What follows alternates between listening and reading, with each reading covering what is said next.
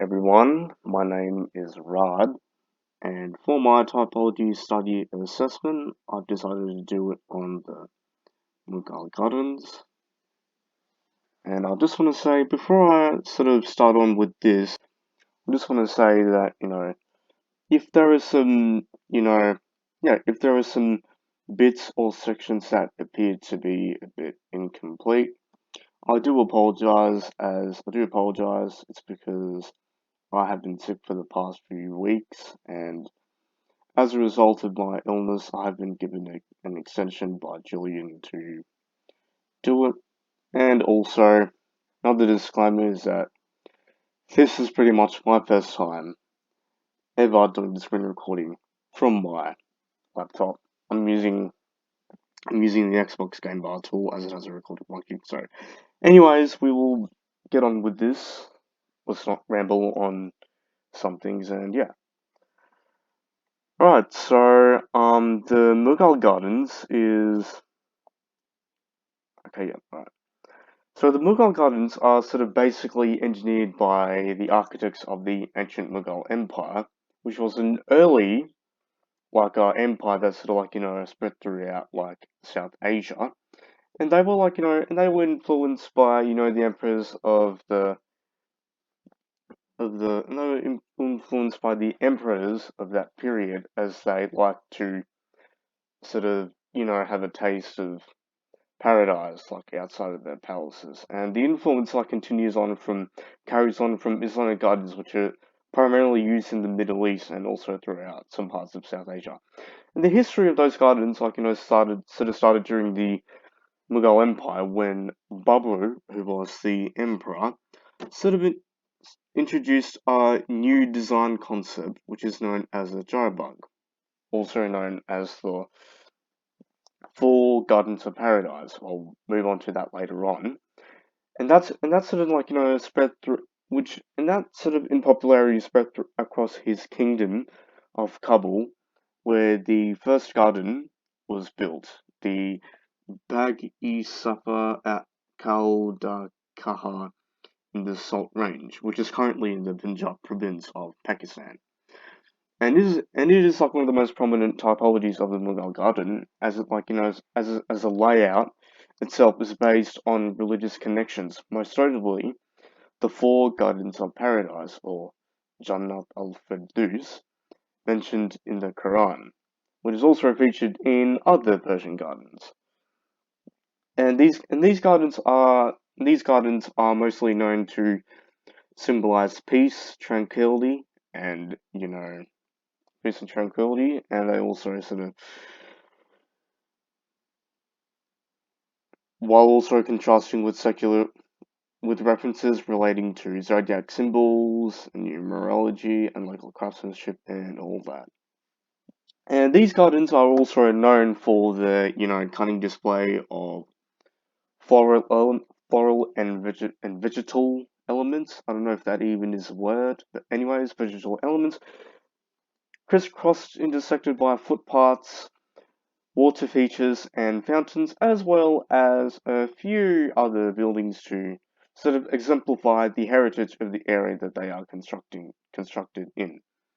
There are also a variety of Mughal gardens. Like, these gardens are primarily found in South Asia, so you can mostly find them in countries like Pakistan, Bangladesh, and India. And a few of these examples are also featured here as well. So you've got your type sheet up over here. It talks about the typology and the urbanism planning, that sort of stuff. So if you want to sort of pause at that, that would be okay. And I mentioned earlier that if some parts are a bit incomplete, I do apologize. I'm still working on it, but I'll hopefully be able to complete this by next week. Right, so you've got the Lalwa Fort Garden. So it was established in 1678, and it was built alongside the ancient Lalbagh Fort. And this example is prominent as well, as this is where the Charbagh style layout is sort of implemented. And the Charbagh style layout, as I mentioned previously, is sort of derived from the Islamic Persian gardens, and also some experts from the Quran, Gardens of Paradise, as listed in the brackets just over here.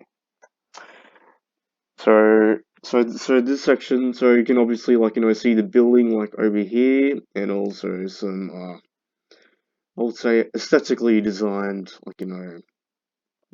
garden layout, and also you can see in the background got other buildings, and you've got the water features, which is also featured in this image.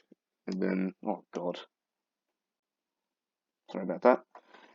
And then also, it's a bit blurry, but you can see there's a footpath. Zoom out of that. And I've also included the Taj Mahal as well, so it is another example which sort of basically employs the same typology, but it's located in, well, the Taj Mahal, which is a popular tourist attraction in India. And also in the Taj Mahal, you can see a massive pool, which is sort of essentially located between two stone footpaths. And then also in the second image, you can see there's another building, got the main building itself in the background. It's featured in most, postcards, that sort of stuff. And also, sorry about that. And you've got, flowers. So I have to say, flowers are important in Mughal Gardens construction, as they are said to exemplify peace. As I was saying, these gardens symbolize peace and tranquility, as well as paradise. And you can also see another image, which is sort of blurred out. But anyways, and the last final example that I included is the Rashtrapati Bhavan Gardens in Delhi, which is essentially the presidential residence in Delhi. However, this garden, unlike most other Mughal gardens which are constructed in, the 15th, 16th centuries, this one was constructed years later, between 1917 and 1929, by Edmund Lutyens, who was a architect. So this Lutyens guy, he attempted to replicate the intricate design of the Mughal Gardens. However, unlike other Mughal Gardens, where they're all divided in 4 sections, and also sort of, enclosed in walls. So I'm just trying to work this out. Hope this isn't a bit of a problem for you. Yeah, as I was saying, although most other Mughal gardens where they're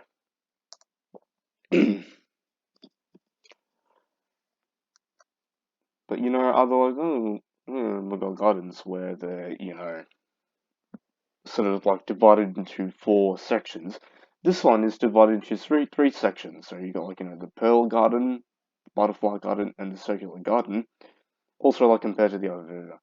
However, another unique feature about this particular garden is if I move to the next image, you can also, not the next image, but if I move to the main image, which is where my cursor is, you can also see some flower beds, and these flower beds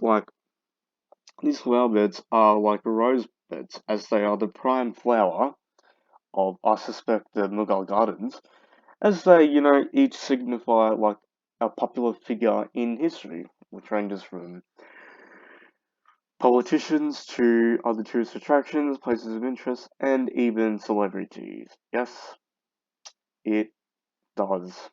Even Christian Dior is signified as, even Christian Dior is in the studio. I don't even know why, but I just found in my research. And also mostly, I forgot to mention this, but you can see the materials. So obviously, most Mughal gardens, have most Mughal gardens contain stone, which is for use for paving footpaths, water features, so water pools, as stated over here. You got a water fountain thing. Also an assortment of flower beds, so you've got tulips, roses, petunias, all of that.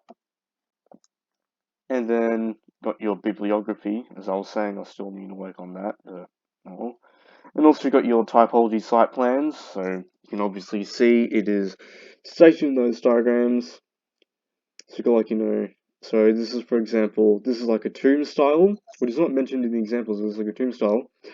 So you've got like, a tomb, you got like a guest houses, got like, some sort of a bridge thing over there, or the river.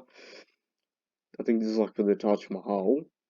Obviously, I think this is for the Taj Mahal. And you've got your ornamental pools, so these are sort of geometrically designed. Got your main gateway, servant quarters, tombs, and the forecourt as well.